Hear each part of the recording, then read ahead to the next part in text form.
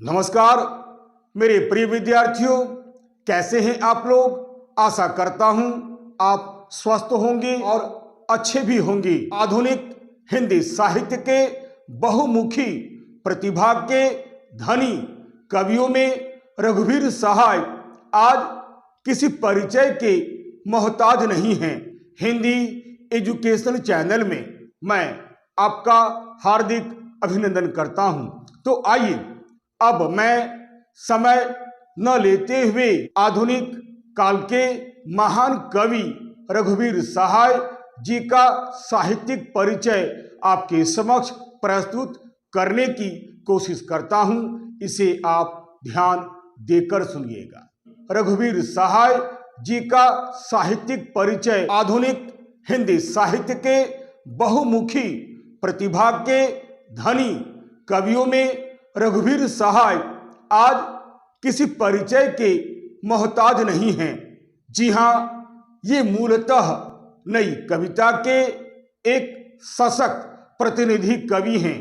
ये दूसरे शतक के भी एक प्रमुख कवि हैं, जिसका प्रकाशन अज्ञे जी ने किया था। ये सिर्फ कवि ही नहीं बल्कि एक सफल कहानीकार, निबंधकार तथा एक पत्रकार भी रहे हैं। यही नहीं, ये एक सफल अनुवादक भी रहे हैं। ऐसे तो रघुवीर सहाय ने अपने आप को कवि ही माना है, परंतु कहानीकार के रूप में भी इन्हें पर्याप्त सफलता मिली है। गद्य की भिन्न भिन्न विधाओं में इन्हें पर्याप्त सफलता मिली है। रघुवीर सहाय का जन्म 9 दिसंबर सन 1929 ईस्वी को उत्तर प्रदेश के लखनऊ में हुआ था। लेखन के क्षेत्र में ये पहले पहल पत्रकारिता में आई और एक पत्रकार के रूप में ये काम करते रहे। फिर ये साहित्य की ओर उन्मुख हुए। फिर इन्होंने एक साहित्यकार के रूप में पर्याप्त ख्याति प्राप्त कर ली। ऐसे तो ये पत्रकारिता से जीवन भर संबद्ध रहे। सन 1950 ईस्वी में उन्होंने अंग्रेजी में एमए किया। इनकी पत्नी का नाम विमलेश्वरी सहाय था। अंग्रेजी साहित्य में एमए करने के बाद ये नवजीवन पत्रिका में नियुक्त हो गई। यह काम उन्होंने देखा जाए तो छात्र जीवन में ही संभाल लिया था। सन 1951 ईस्वी से लेकर 1952 ईस्वी तक ये प्रतीक नामक पत्रिका के सह संपादक थे। सन 1953 ईस्वी से लेकर 1959 ईस्वी तक ये आकाशवाणी समाचार विभाग में उप संपादक थे। सन 1963 ईस्वी से लेकर 1968 ईस्वी तक उन्होंने नवभारत टाइम्स में विशेष रूप से एक संवाददाता के रूप में कार्य किया। इसके बाद सन 1982 ईस्वी तक ये दिनमान नामक पत्रिका के एक संपादक रहे। उनके समय में दिनमान नामक पत्रिका के स्तर में भी पर्याप्त सुधार हुआ। दिनमान पत्रिका के साहित्यिक स्तर में सुधार होने के साथ साथ उनके प्रचार प्रसार में भी काफी बढ़ोतरी हुई। इस प्रकार रघुवीर सहाय जी ने अपने परिश्रम के बलबूते पर दिनमान पत्रिका को एक विशिष्ट वैचारिक पत्रिका के रूप में बदल दिया। रघुवीर सहाय एक विशेष प्रकार की समाजवादी विचारधारा के पोषक थे। यही कारण था कि उनका प्रबंध तंत्र से मतभेद हो गया। अतः दिनमान नामक पत्रिका से हटकर वे पुनः अपने मूल पद पर यानी नवभारत टाइम्स में चले गए। पारिवारिक कठिनाइयों के कारण कुछ समय बाद उन्होंने नवभारत टाइम्स से भी त्यागपत्र दे दिया।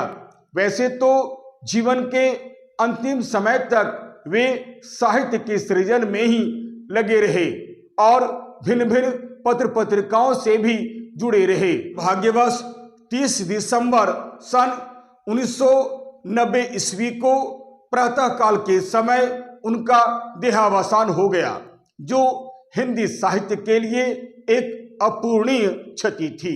आइए अब हम रघुवीर सहाय द्वारा रचित जो भिन्न भिन्न प्रकार की रचनाएं हैं उसकी मैं यहाँ पर चर्चा करता हूँ। विद्यार्थियों के लिए उनकी रचनाओं का नाम याद रखना बहुत ही आवश्यक है। रघुवीर सहाय द्वारा रचित रचनाएं इस प्रकार है। सीढ़ियों पर धूप में सन 1960 ईस्वी में, आत्महत्या के विरुद्ध सन 1967 ईस्वी में, हंसो हंसो जल्दी हंसो सन 1975 ईस्वी में, लोग भूल गए होंगे सन 1982 ईस्वी में, कुछ पत्ते कुछ चिट्ठियां सन 1989 ईस्वी में, तथा एक समय था सन 1994 ईस्वी में प्रकाशित हुई थी। कविताओं के अलावा रघुवीर सहाय जी ने गद्य लेखन में भी विशेष ख्याति प्राप्त की। कहानी लेखन के क्षेत्र में भी उन्हें पर्याप्त सफलता मिली। कहानी लेखन के क्षेत्र में भी इनकी रचनाएं काफी चर्चित रही। ऐसे तो उनके प्रथम प्रकाशन सीढ़ियों पर धूप में इनकी समस्त कहानियां, कविताएं और लेख तीनों ही संकलित है। आगे चलकर 6 खंडों में रघुवीर सहाय की रचनावली प्रकाशित हुई, जिसमें उनकी समस्त रचनाएं संग्रहित है। उनका कहानी संग्रह रास्ता इधर से है काफी चर्चित रहा है। जो आदमी हम बना रहे हैं भी इनका एक कहानी संग्रह है जो काफी प्रसिद्ध रहा है। इसके अलावा उन्होंने दर्जनों भिन्न भिन्न भाषाओं की रचनाओं का अनुवाद भी किया है। लोग भूल गए हैं काव्य संग्रह के लिए सन 1984 ईस्वी में उन्हें साहित्य अकादमी से भी सम्मानित किया गया।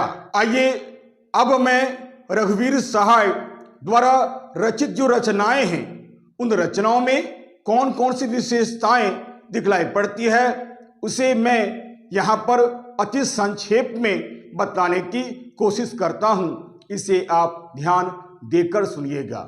दरअसल रघुवीर सहाय जी की कविताएं विशेष रूप से आज़ादी के बाद की कविताएं हैं, इसलिए उन्होंने आज़ादी के बाद की स्थिति को अपनी कविताओं के माध्यम से बड़े ही सुंदर ढंग से उजागर किया है। कहने का अर्थ यह है कि भारत को आज़ादी मिलने के बाद जो भारतवर्ष की सच्ची तस्वीर उभरी है, इसे इन्होंने अपनी कविताओं के माध्यम से अत्यंत ही समग्रता के साथ व सहजता के साथ उजागर किया है। इन्होंने अपनी कविताओं के माध्यम से साधारण जन का महत्व एवं उनकी पीड़ा, नारी जाति के प्रति सहानुभूति, समाज का यथार्थ चित्रण, समसामयिक घटनाओं का यथार्थ चित्रण तथा वर्तमान समाज की जो राजनीति है उस पर तीखा व्यंग्य किया है। यही नहीं, रघुवीर सहाय जी ने अपनी रचनाओं के माध्यम से वर्तमान राजनीतिक, सामाजिक एवं आर्थिक समस्याओं और विसंगतियों पर भी चिंता व्यक्त की है।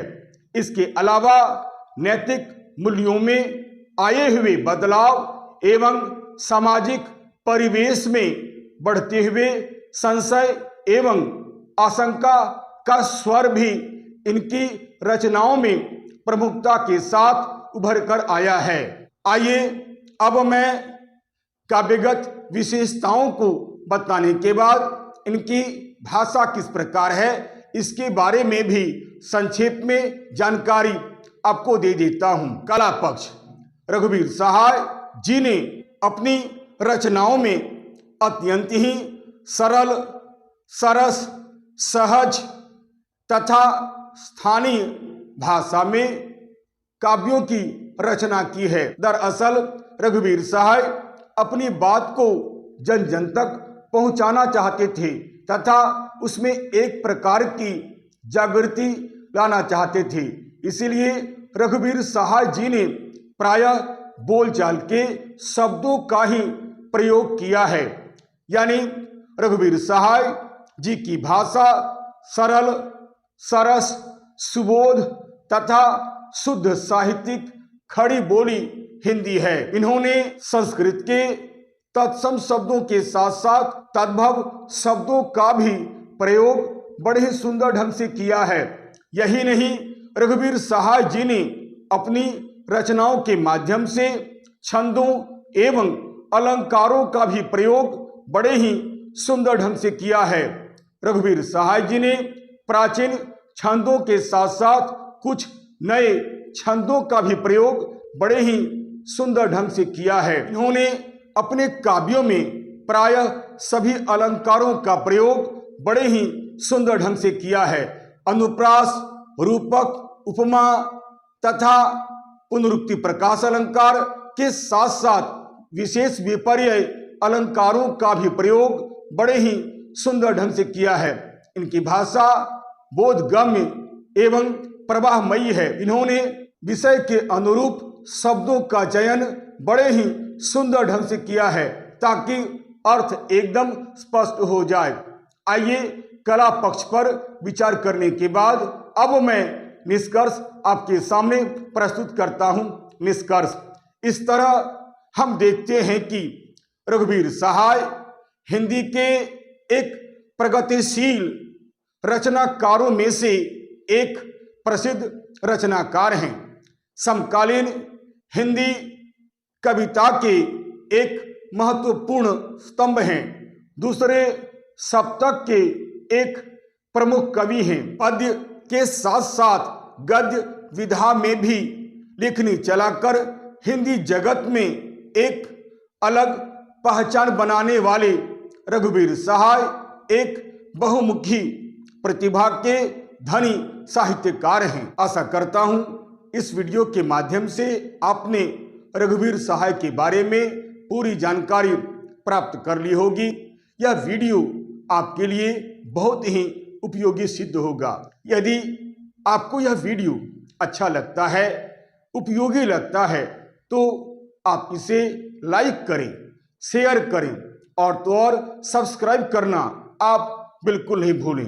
और हाँ, यदि मेरे वीडियो में अगर आपको कहीं भी किसी प्रकार की कोई त्रुटि या कोई कमी नजर आती है तो आप सप्रमाण कमेंट्स करें ताकि मैं उन गलतियों पर ध्यान दे सकूं और आपके लिए एक बहुत ही सुंदर छात्र उपयोगी वीडियो बनाकर प्रस्तुत कर सकूं ताकि आप अधिक से अधिक इसका लाभ उठा सकें। तब तक के लिए नमस्कार, धन्यवाद।